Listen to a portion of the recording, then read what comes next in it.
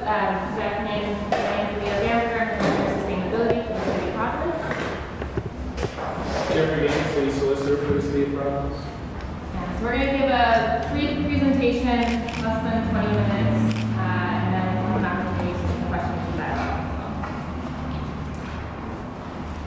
So as Director of Sustainability, it is, I basically wake up every day thinking about the long-term sustainability of the city and how we ensure that we plan for long-term challenges associated with climate change, energy, and environment. And three important parts of that work are thinking about the environment, of course, our economics, our economy, and equity. And these are interlinked. That's what sustainability is really all about. And we can't ignore the fact that our finances are connected to our most valuable asset, which is our drinking water supply. We are not currently facing a crisis, but if we fail to do anything, the day will come when we will have to make tough decisions between investing in our infrastructure, funding our schools, and protecting our water supply. So it's our collective responsibility as government officials, politicians, residents, businesses, everyone in the Providence community to do everything we can to manage our resources so that day where we have to make those tough decisions does not come. It's not going to be easy, it's not going to be painless. We are facing what is known as a wicked problem. That's not just a New England term, it actually has a definition. A wicked problem is something that has innumerable causes, is tough to describe, and doesn't have a right answer. Climate change, terrorism, poverty, these are all examples of wicked problems. They can't be solved in a finite time period. We can't use standard approaches to solve these problems, and they require immense levels of collaboration, openness, iteration, and creativity. There's no easy answer here, but we absolutely must take action. We know that if we do nothing, the consequences will be significant.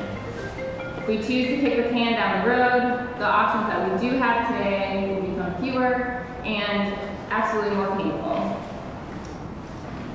So how did we get here?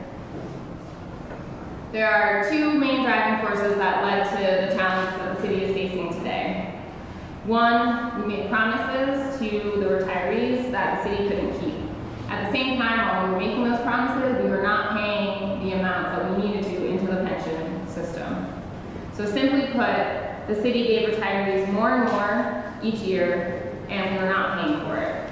We were basically writing very generous IOUs, knowing that the bill would not come for decades.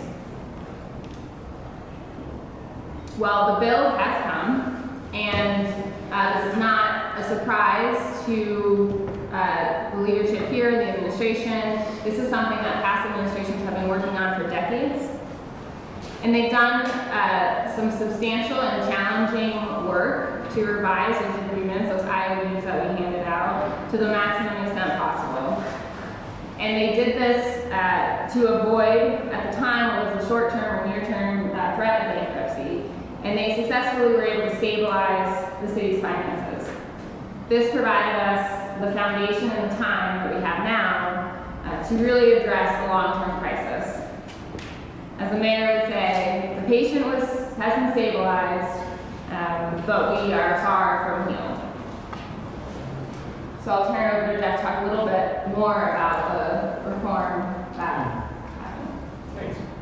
So to follow up on what Leah said, over the past couple of decades, the various administrations, the city councils, the unions, or collective bargaining units, and retirees have all made a lot of tough decisions, made sacrifices, so that they stopped doing the two things that brought us to this problem. They stopped making unrealistic promises to retirees, and they started fully funding the pension. The honor payments have been made in full for several years now. The problem is, because for many, many years, the honor payments that should have been made weren't made, and unrealistic promises were made, we have a huge hole, a huge deficit in our pension fund. Now, A few years back, there was a pension reform that the city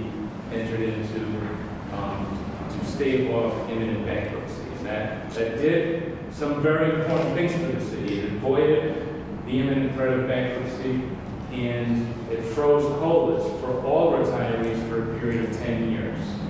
What it didn't do was adequately address that huge hole, the lack of funding that we have in our pension fund. We're still only 26% funded.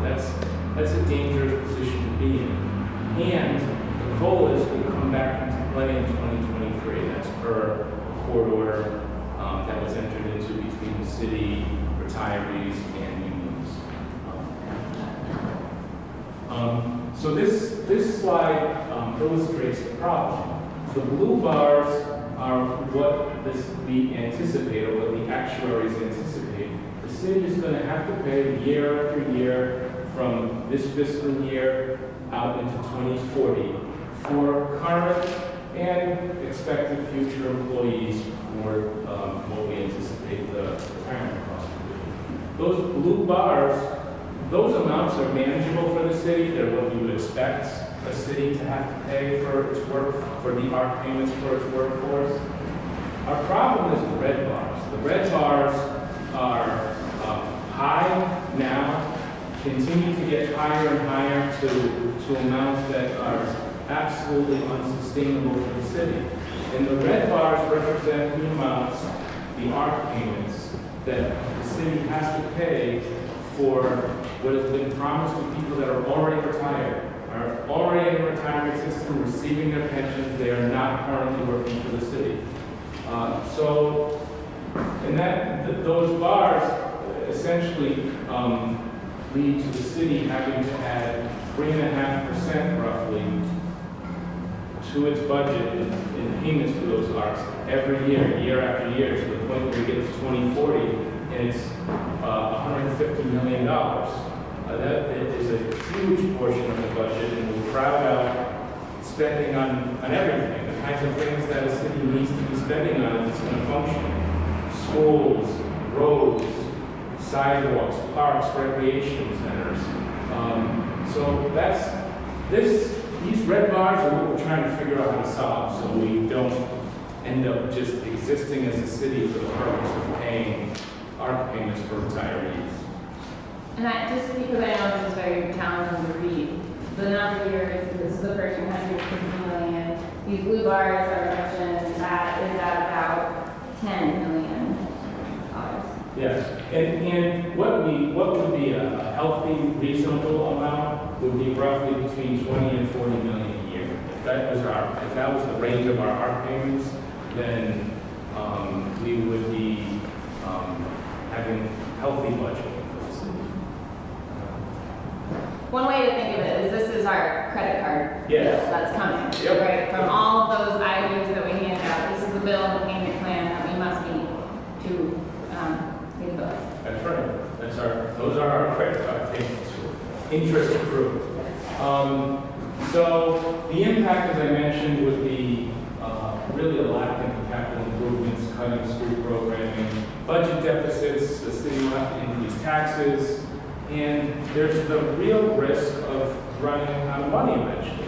One thing about those bars, also the credit card payments and also the just regular blue bars, they anticipate a certain rate of return. I believe it's 7.75% is what they anticipate.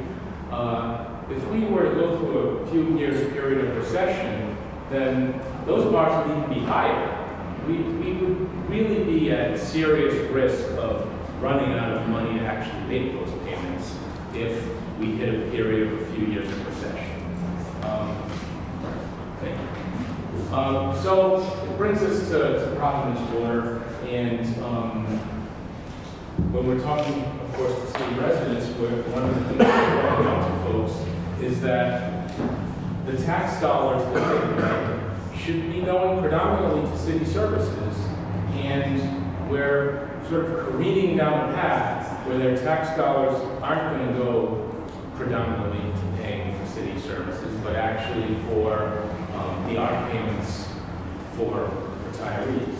And the amount is so large that getting some revenue from Providence Water, which is the most valuable asset that the city has, is at least upon review of outside consultants, the city, folks in this administration, in previous administrations going back years, is really the only option, at least that has been presented as of yet, capable of solving the problem of getting enough revenue, enough money to stabilize the pension fund. And we'll reiterate this point later, but if it turns out with all the protections that we will put in place for any partnership, if it turns out that it's not sufficient or capable of solving the problem, it's not something that will be pursued. Right.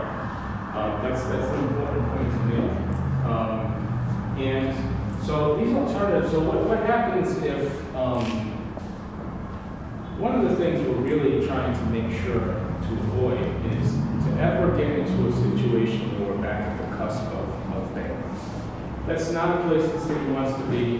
Very dangerous. It would result in forced significant increases in taxes.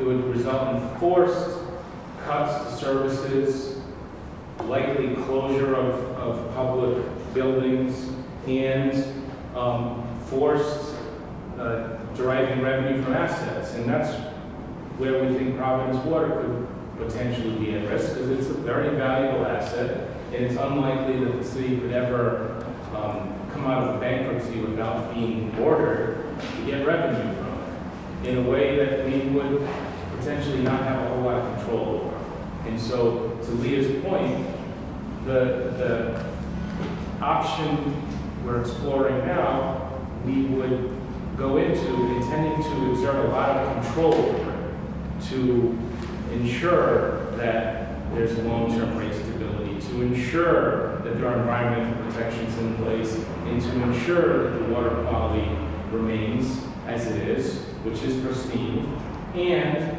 that the labor, the current labor of Providence Water is protected, and the collective bargaining agreements remain in full force and effect.